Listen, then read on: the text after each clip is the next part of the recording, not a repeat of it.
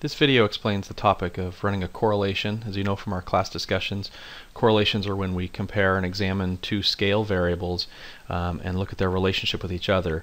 With correlations, we don't expect one causes the other. We expect them just to be related somehow, meaning they move together based on a relationship that's observed between the variables. I'm going to be using a couple of different data sets to explain some examples, but let me start off with showing how to run a correlation in SPSS, and this is with the survey data that we did in class, not the movie theater data for the first few examples. So for a correlation, we go to Analyze, and then we select Correlate, and then the menu option after that is Bivariate. So it's Analyze, Correlate, Bivariate. At this point, we move. Let me remove these variables.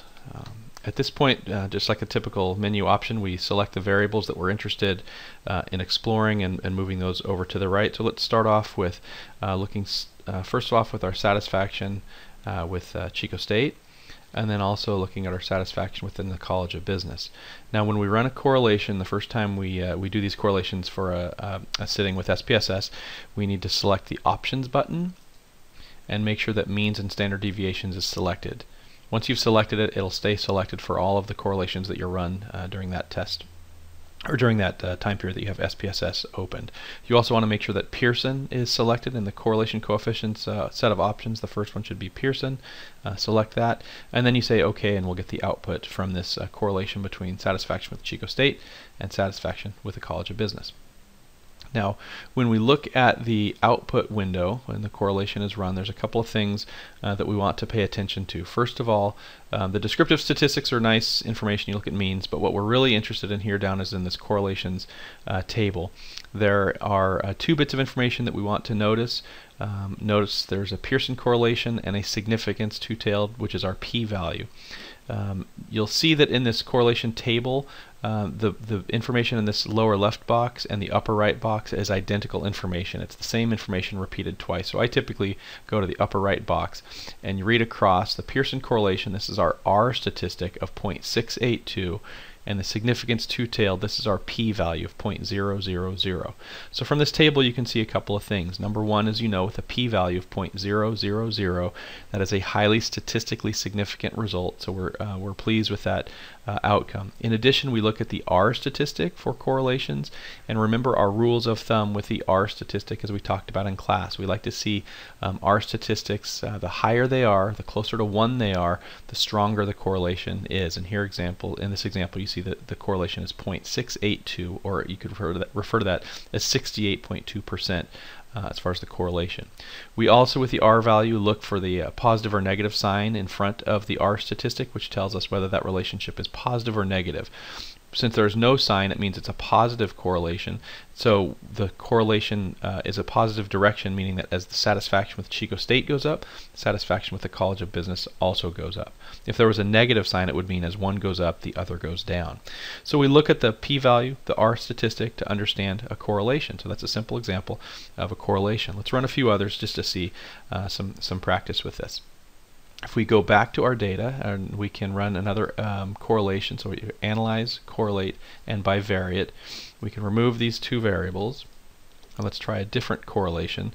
Let's look at the importance of relaxing downtime, was one of the questions on the survey, and the importance of the rush of risky behavior, and see what happens with that correlation. Here's our correlation table, and you can see the same pattern of information here and here is repeated. So I just look to the upper left corner. The p-value, the significance two-tailed, p is 0.033, again less than 0.10, so we have a significant finding.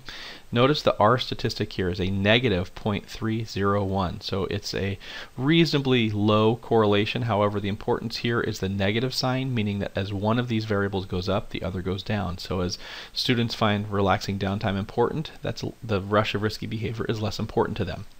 So these 2 variables have a negative correlation, but the p-value shows us that it's statistically significant. We can also do analyze, correlate, bivariate, and let's look at a different set of relationships with 2 variables. Let's explore the importance of healthy eating and the importance of satisfaction with Chico State. This example is to show you a statistically insignificant or not significant finding. The p-value is 0.899, very highly non-significant. And you see the correlation very, very low of 0.19. So this is what it would look like when you have a non-significant finding with a correlation.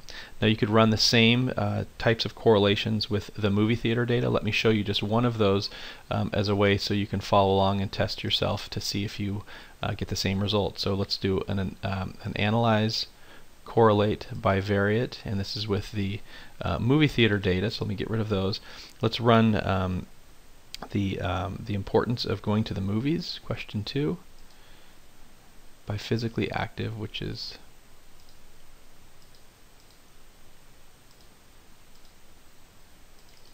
question 9.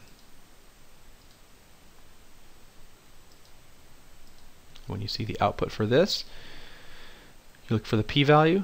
P-value 0.216 means it's non-significant since that's higher than 0.10, and the correlation or the R statistic 0.059, relatively low, and it's a positive number, so we can make a conclusion based on that. So those are what we call simple correlations from class. Before I finish the video, let me show you just real quickly one very complex correlation where you can look at a variety of factors. I'm going to jump back over to the Question Pro survey that you did in class, and what I'd like to do is look at a more complex relationship so you can see what happens when we run a correlation. It's still correlate bivariate, but what I'd like to do at this point is I want to look at the variables of healthy eating and regular exercise.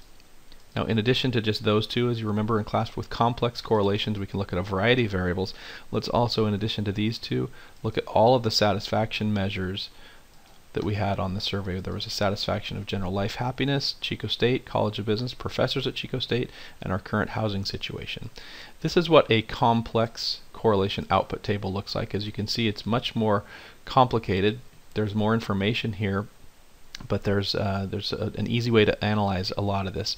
Now notice the variables are listed across the top and also down the side: healthy eating, regular exercise, general life happiness, and so on.